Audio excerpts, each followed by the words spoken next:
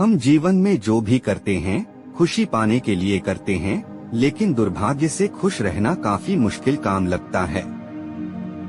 हमें लगता है कि खुश रहने के लिए कुछ खास तरह के हालात होने चाहिए, तभी हम खुश रह सकते हैं। लेकिन ऐसा नहीं है।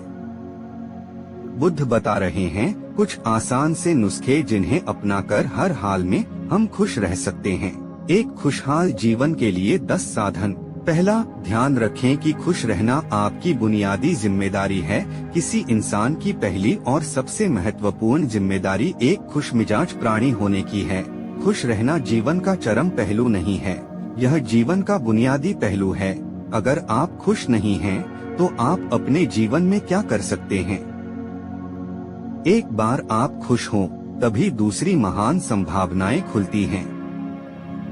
चाहे आप जो भी करें, आप अपने अंदरूनी गुणों को ही विस्तार देते हैं और जगाते हैं, चाहे आप इस बात को पसंद करें या नहीं।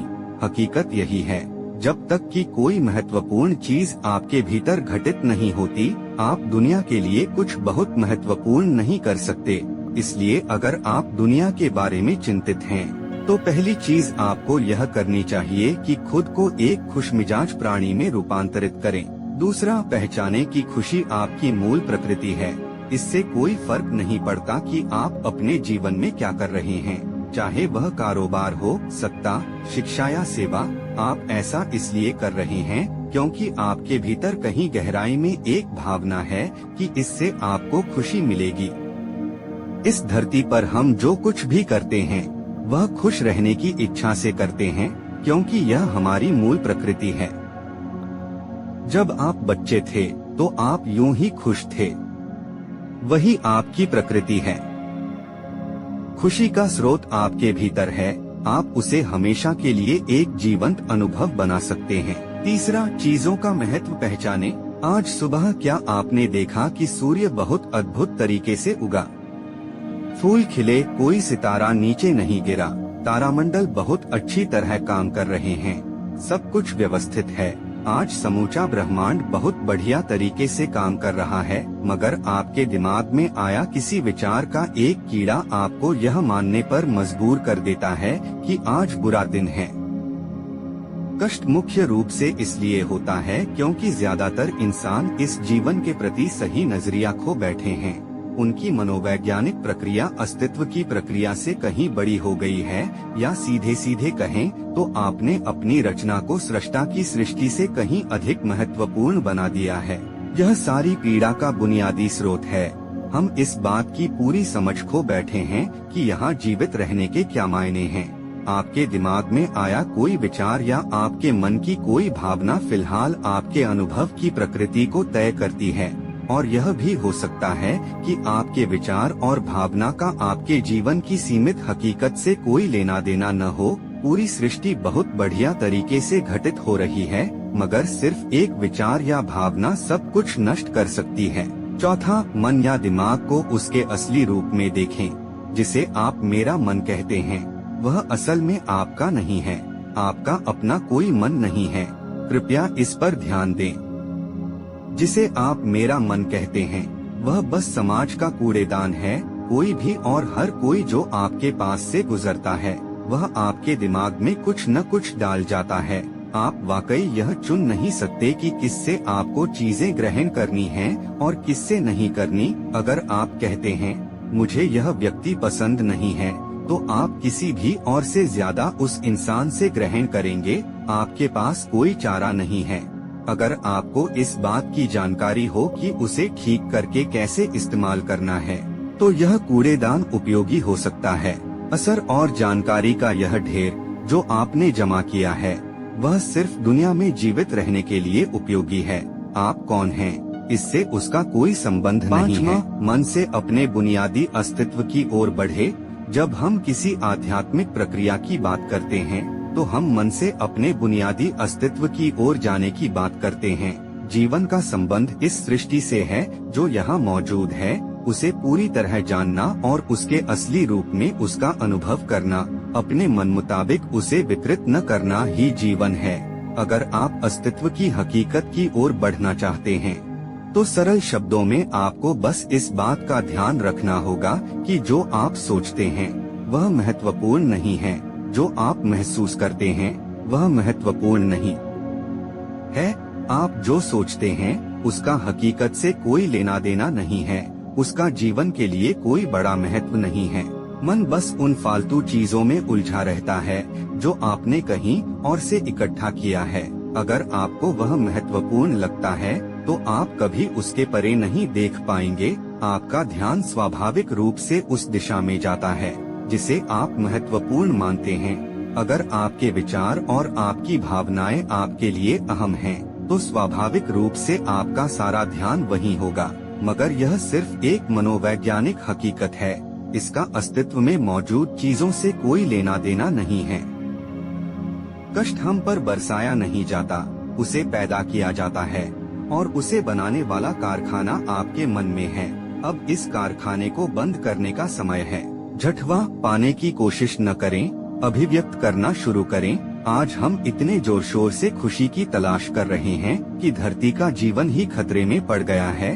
खुशी की तलाश में न रहें, दुनिया में अपनी खुशी को अभिव्यक्त करना जानें। अगर आप मुड़कर अपने जीवन को देखें तो आपके जीवन के सबसे खूबसूरत पल वे थे जब आप अपनी खुशी को अभिव्यक्त कर रहे थे, न कि जब आप उसकी तलाश कर रहे थे।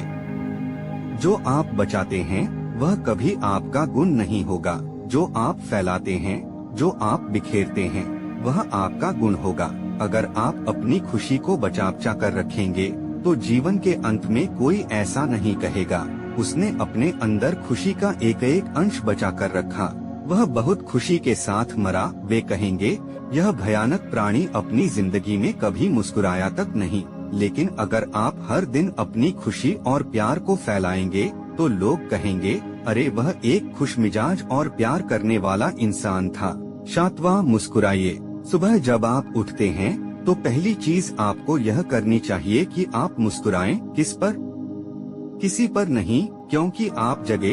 यह कोई छोटी बात नहीं है। लाखों लोग जो कल रात सोए थे आज नहीं उठे, मगर आप और मैं उठे। क्या यह बहुत बढ़िया बात नहीं है कि आप जगे? इसलिए अपने जगने पर मुस्कुराइए। इसके बाद आसपास देखिए और अगर कोई है तो उन्हें देखकर मुस्कुराइए। बहुत सारे लोगों के साथ ऐसा हुआ कि उनका कोई प्रियजन आज सुबह नहीं जगा। आपको जो भी लोग प्यारे हैं वे जगे। वाह, यह तो बहुत अच्छा दिन है न? फिर बाहर जाइए और पेड़ों को देखिए, वे भी पिछली रात को नष्ट नहीं हुए। बहुत से लोगों को यह अजीब लग सकता है, मगर आपको इसका महत्व तब पता चलेगा जब आपका कोई प्रियजन सुबह नहीं उठेगा। इसका महत्व जानने के लिए तब तक का इंतजार न करें। यह कोई अजीब या हंसने वाली बात नहीं है। यह सबसे कीमती चीज है कि आप जीवित हैं और जो भी आपके लिए मायने रखता है वह जीवित है। इस दुर्भाग्यपूर्ण रात जब इतने सारे लोग नहीं उठे और कितने सारे लोगों के प्रियजन नहीं उठे, तब आप और आपके प्रियजन उठ पाए। क्या यह शानदार चीज नहीं है? इसका महत्व समझें और कम से कम मुस्कुराएं। कुछ लोगों को प्यार से देखना सीखें। 8वां, खुद को याद दिलाएं। बहुत से लोगों को यह सब भूलने में बस घंटा भर लगता है और जल्दी ही उनका रेंगने वाला दिमाग किसी को काटने के लिए आतुर हो जाता है। इसलिए हर घंटे खुद को एक खुराक दें, जीवन की अहमियत याद दिलाएं। अगर आप बहुत ही संवेदनहीन हैं, तो हर आधे घंटे में खुद को याद दिलाएं। अगर आप भीषण रूप से संवेदनहीन हैं, तो खुद को हर 5 मिनट पर याद दिलाएं। अपने आप को याद दिलाने में बस 10 सेकंड लगते हैं। आप इसे बस 2 सेकंड में भी कर सकते हैं। मैं जीवित हूँ, तुम जीवित हो। और क्या चाहिए? नावमा जो अंदर है उसे बदलें। वर्तमान में आपके जीवन की गुणवत्ता उन कपड़ों से तय नहीं होती जो आप पहनते हैं। वह आपकी शैक्षिक योग्यताओं, आपकी परिवार की स्थिति या आपके बैंक बैलेंस से तय नहीं होती। आपके जीवन की गुणवत्ता इस पर निर्भर करती है कि आप अपने भीतर कितने शांत और खुश हैं।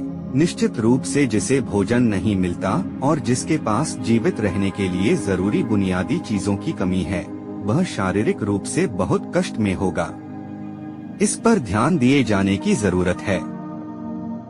ऐसे लोगों के लिए हमें उन बुनियादी चीजों की व्यवस्था करनी होगी, मगर बाकियों के लिए उनकी जरूरतें एक अनंत सूची है। आपको लगता है कि कार चला रहा आदमी सड़क पर पैदल चल रहे आदमी से ज्यादा खुश है? नहीं, आपके पास क्या है उससे यह तय नहीं होता। यह इस पर निर्भर करता है कि वे उस समय कैसा महसूस कर रहे हैं। 10वां, दूसरों से तुलना करना छोड़ दें। ज्यादातर लोग इसलिए दुखी नहीं होते क्योंकि उनके पास किसी चीज की कमी होती है। वे दुखी इसलिए होते हैं क्योंकि वे खुद की तुलना किसी और से करते हैं।